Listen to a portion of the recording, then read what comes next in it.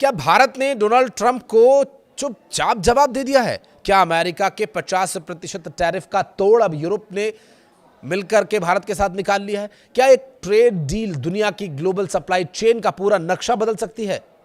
आज दिल्ली में एक ऐसा ऐलान हो सकता है जिसे भारत और यूरोपियन यूनियन दोनों मदर्स ऑफ ऑल डील्स कह रहे हैं। यह डील 200 करोड़ लोगों का साझा बाजार बनाएगी, दुनिया के करीब 25% जीडीपी को कवर करेगी और माना यह जा रहा है कि इससे ट्रंप के टैरिफ वॉर को सीधी चुनौती मिलेगी। लेकिन असली सवाल यह है कि यह डील है क्या? आपकी जेब पर इसका क्या असर पड़ेगा? आपको क्या फायदा होगा? क्या भारत सच में अमेरिका पर अपनी निर्भरता को कम कर पाएगा? सबसे पहले समझते हैं कि फ्री ट्रेड एग्रीमेंट यानी एफटीए होता क्या है। जब दो या उससे अधिक देश आपस में यह तय करते हैं कि वे एक दूसरे के सामान सेवाओं पर टैक्स या पाबंदियां नहीं लगाएंगे, दूसरी रुकावटों को खत्म करेंगे, तो उसे एफटीए कहा जाता है। और आसान शब्दों में कहें तो एफटीए व्यापार का टोल फ्री हाईवे होता है। भारत पिछले 4 साल में यूके, ओमान, ऑस्ट्रेलिया, न्यूजीलैंड समेत 7 एफटीए साइन कर चुका है। अब उसी कड़ी में यूरोपियन यूनियन के साथ होने वाली यह डील सबसे बड़ी मानी जा रही है। इस समझौते को मदर ऑफ ऑल डील्स कहे जाने की पहली वजह है इसका स्केल। यूरोपियन यूनियन 27 देशों का समूह है और दुनिया का सबसे बड़ा ट्रेड ब्लॉक माना जाता है, जबकि भारत दुनिया की सबसे बड़ी अर्थव्यवस्थाओं में से एक है। दोनों साथ आते हैं तो करीब करीब 200 करोड़ लोगों का बाजार बनेगा, जो दुनिया के लगभग 25% जीडीपी को कवर करेगा।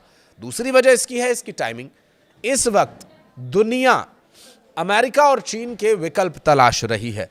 ट्रेड वॉर, टैरिफ और जियोपॉलिटिक्स ने ग्लोबल बिजनेस को अस्थिर कर दिया है। ऐसे में भारत और ईयू का करीब आना पूरी सप्लाई चेन को नया रूप दे सकता है। और तीसरी बड़ी वजह है कि अभी भारत और ईयू के बीच करीब 12,50,00,000 का व्यापार होता है और एफटीए के बाद दोगुना इसके होने की उम्मीद है। दिलचस्प बात यह है कि भारत की ईयू के बीच यह डील कोई नई सोच नहीं है। इसकी बातचीत पहली बार 2007 में शुरू हुई थी। इसे बीटीआईए यानी तब broad based trade and investment agreement कहा जाता था और 15 दौर की बातचीत हुई, लेकिन 2013 में ही मामला अटक गया था। वजह यह थी कि ईयू अपने 95% से ज़्यादा एक्सपोर्ट पर टैरिफ खत्म करना चाहता था, जबकि भारत सिर्फ 90% तक के लिए तैयार था। इसके अलावा खेती, डेयरी, ऑटो और शराब जैसे सेक्टर पर भारत पीछे हटने को तैयार नहीं था। फिर 2022 में हालात बदले, चीन पर भरोसा कम हुआ, अमेरिका ने टैरिफ को हथियार बना लिया, बातचीत दोबारा शुरू हुई और आज स्थिति यह है कि 24 में से 20 चैप्टर्स पर सहमति बन चुकी है। और अब सवाल यह है कि इस डील से भारत को फायदा क्या होने वाला है? सबसे बड़ा फायदा टेक्सटाइल और लेदर सेक्टर को मिलेगा। अभी यूरोप भारत के कपड़ों और चमड़ों पर करीब करीब 10% ड्यूटी लगाता है और एफटीए के बाद ये कम या फिर ख़त्म हो सकता है, जिससे यूरोप में भारतीय कपड़े और जूते और सस्ते हो जाएंगे, उनकी मांग बढ़ जाएगी। दूसरा बड़ा फ़ायदा फार्मा और केमिकल सेक्टर्स को मिलेगा।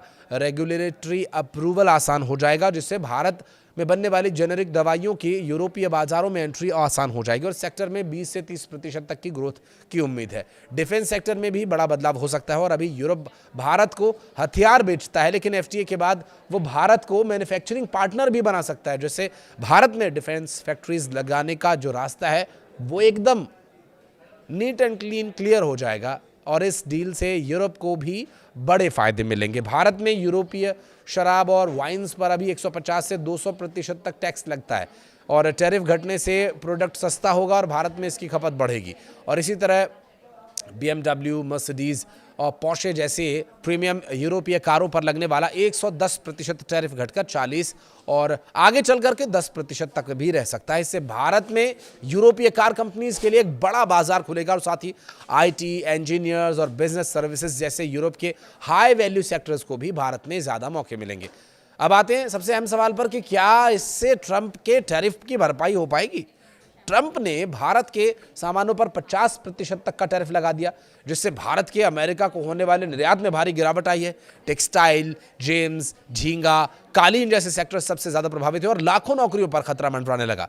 अर्थशास्त्रियों का मानना यह है कि ईयू के साथ एफटीए इस नुकसान की भरपूर भरपाई तो नहीं कर सकेगा, लेकिन इसका बड़ा हिस्सा जरूर संभाल सकता है। अनुमान यह है कि अगले 3 से 4 साल में भारत और ईयू के बीच व्यापार 22 लाख करोड़ रुपए से अधिक का हो सकता है। और ये डील ट्रंप के खिलाफ है या नहीं, असली सवाल यह है कि क्या अब भारत टैरिफ से डरने वाले देश की कैटेगरी में रह जाएगा या फिर नए ग्लोबल ट्रेड ऑर्डर्स के मजबूत खिलाड़ी के तौर पर उभरेगा।